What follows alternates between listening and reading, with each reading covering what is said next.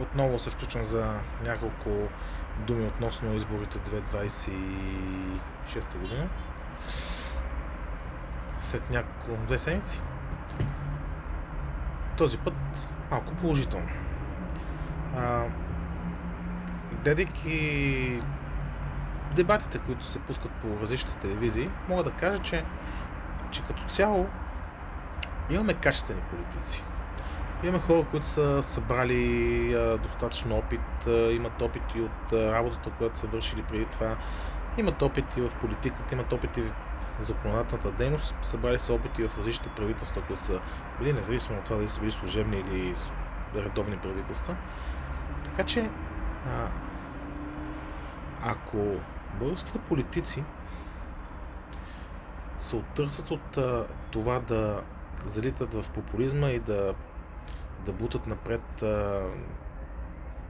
кресливите или примерно разни проксита, хора, които не са наясно с нещата, но пък чисто отговарят на някакви тенденции, които са в момента. Става по-млади или не знам какви, нали, всякакви. Се съберат и заложат главно на тези, които знаят какво правят. Мисля, че имаме голям шанс да се справиме с това, което предстои в следващите месеци. А то няма да е леко.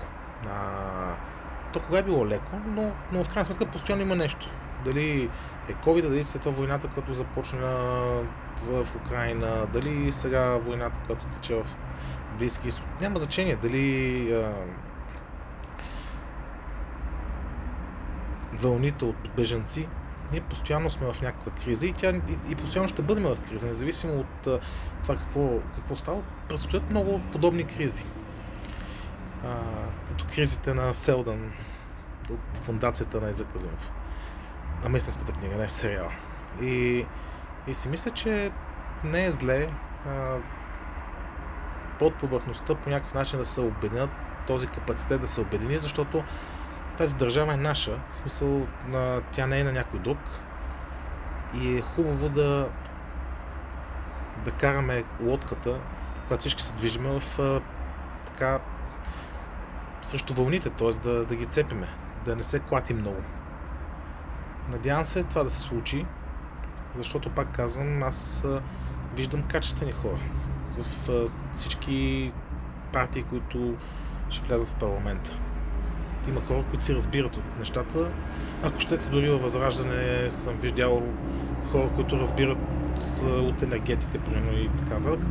Като се отсее плявата, като се махне това, което е свързано с популизма или с тяснопартийните говорения, остават експертите и аз на тях разчитам и да се надяваме, че ще им дойде акъла, защото така работят в другите политически семейства в Европа и въобще държавите. Аз гледам Европа, нали? В света може би е същото. Просто каквото и да става, в един момент основната политика, така да се каже, носещата вълна, като инженер, да кажа, носещата вълна, която носи информацията, е от тези хора, които са експерти, от всичките политически сили. И затова в другите държави може да има ако щеш и разправи, ако щеш дълго време да няма правителства, защото и ние може да не ставаме сега правителство, да има следващите избори и следващите, но нощната вълна да е качествена и да прави така, че България да върви напред. А ние имаме тази възможност, имаме всички целият капацитет и потенциал да го правим това. Ние сме една интелигентна нация и имаме много интелигентни хора. Всички, го обезирам всички. Скромно, нескромно и себе си. В крайна сметка това е нещо, което ме крепи и ми дава така успокоението, увереността, ако щете, че ще преминем през всичките бури с трудност, с жертви, но ще преминем и ще продължаваме и ще продължаваме да пориме морето, което тепърва ще бъде доста бурно. Така че пак ще си говорим, има време до изборите, но хубаво е като гласувате да мислите и за кого гласувате, може би мажоритарно, да си изберете някой, който мислите, че е адекватен, и за да може да напълним парламента с колкото се може повече качествени хора от всичките партии, а не тези, които ни харесват, защото говорят, защото крещят нещата, които ние като пиеме две ръки или като седнем някъде и ние искаме да ги кажем. Не. Едно е емоцията, а друго е реал политик, истинската политика, която трябва да взима решения, която трябва да налага мнение в съюза, в който ние сме, въобще в световната политика, ако щете. Защото щеме, не щеме, колкото не си иска да се приемаме като някаква периферия или като някакво село, ние всъщност сме част от световната политика. Независимо от всичко, тя стига и до нас. Така че това е. В представителната демокрация е много важно решението и на дадения индивид. Защото влизат партии, но е важно и кой влиза от тези партии. И тогава това решаваме, може би, ние, след като има тази възможност, която ни беше пусната за мажоритарния избор. Така че гласувайте за партии, но гласувайте мажоритарно за кандидати, които ви допадат. Това е моят съвет. Аз 25 години се занимавам с обществена дейност, политика и каквото искате друго.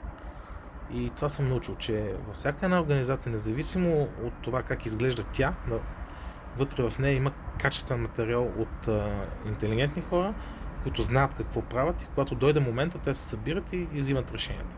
И не са най-важните неща тези, които се артикулират.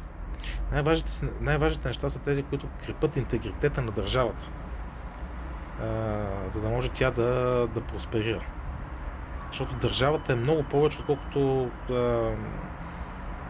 злободневните или дребните неща. Защото днеска може да е така, но ние гледаме за бъдещето, за утре, за другия месец, за другата година, за десетилетието, както големите държави и нации, които имат история в демокрацията, правят.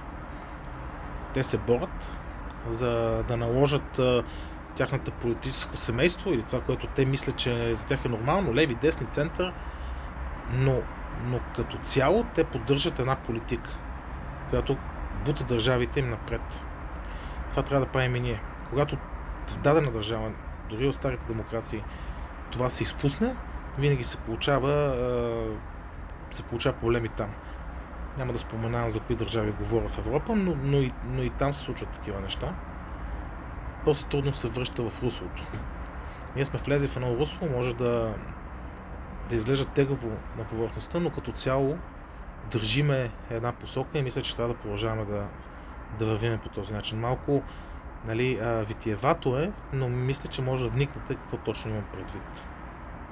Това е сега.